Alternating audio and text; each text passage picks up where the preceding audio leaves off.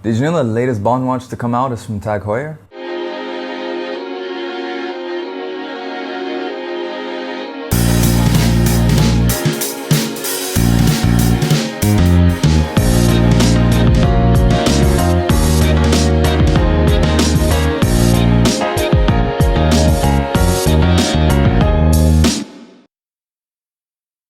Hi everyone and welcome to Shaluso, and yes, today we are talking about the new Tag Heuer Bond watch. Now after my intro you're probably thinking, what am I talking about? I'm talking about the new Aquaracer Night Diver. And while we're on the subject of Bond watches, also let me know in the comments below what's your favorite James Bond watch. It can be one that was featured in the movies or one that was released as like being sort of paired with one of the movies, like a lot of those Omega special editions. Love to know what you guys think. But getting back to the watch at hand, you're probably scratching your head saying that James Bond doesn't wear a Tag Heuer. He wears an Omega, has been known to wear a Rolex, hell even Seiko.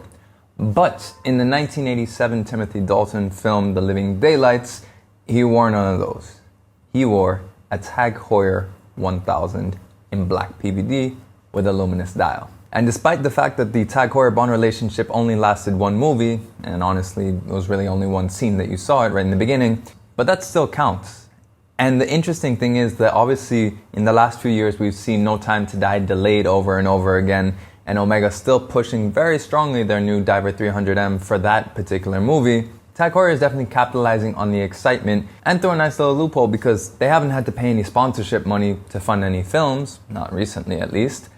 But meanwhile they can still ride a little bit of that James Bond publicity based off of their appearance in the 80s. Now if you haven't seen the movie, it's actually quite good. Timothy Dalton is my second favorite James Bond after, of course, Pierce Brosnan. That's the reason why I wear a Pierce Brosnan Omega Seamaster 300M.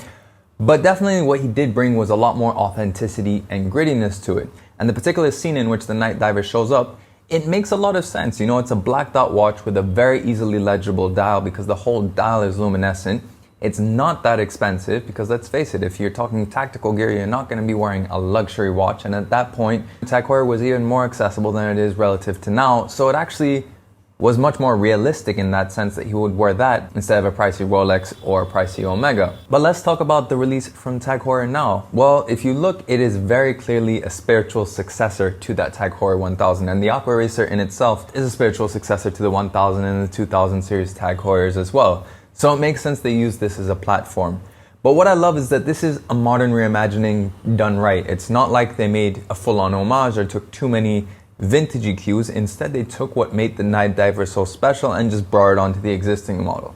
So it still has a fully luminescent dial, which I think is great. Very, very few watches do this. I mean, this is probably one of the few times that you'll find a Tag Heuer in the same category as an FP Journe, specifically the FP Journe Elegant, which has a dial that is fully luminescent, and that looks even crazier. But bringing it back to the Tag Heuer, in addition to the fully luminescent dial, it is DLC steel, so it is fully blacked out. It has a ceramic bezel now, and it has a really, really well integrated rubber strap. Obviously that's great for water resistance, and it helps to highlight the fact that they've PVD black coated Tag Heuer's new clasp, which adds 1.5 centimeters of adjustability. Very handy when that rubber strap is a cuttable strap, so you still have a bit of flexibility even though you have to cut the strap to fit. And lastly, for a bit of luxury, they have gold-plated indices, albeit they are also blacked out as well. So an extremely legible watch and a very different watch to what you see from most Tag Heuers. You know, they haven't really been harking back to their 80s vibes very much. They've been focused much more on the Heuer era. But this is, I think, a great modern reinterpretation of something that was firmly part of the post-Tag era, and that still is really cool and has a lot of interesting history about it. And in terms of pricing, you're looking at $3,350, which is pretty reasonable considering it is obviously an ETA 2824 on the inside, so nothing too crazy. Still 300 meter water resistant.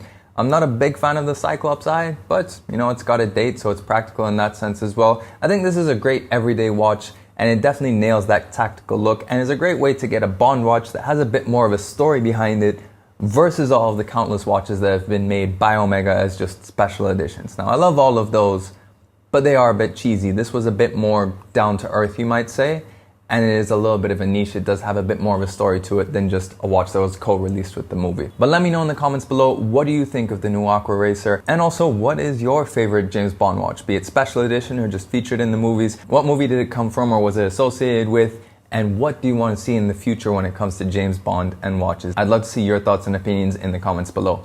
And of course, if you like this video, make sure you like it and share it. If you want to see more pictures and infographics as featured throughout this and all my other videos, then make sure you follow me on Instagram at Shaluso. If you want to see more videos or watches, make sure you subscribe to the channel and hit that notification bell as well so you know when the next video comes out. In any case, thanks for watching this video, and we'll catch you on the next one.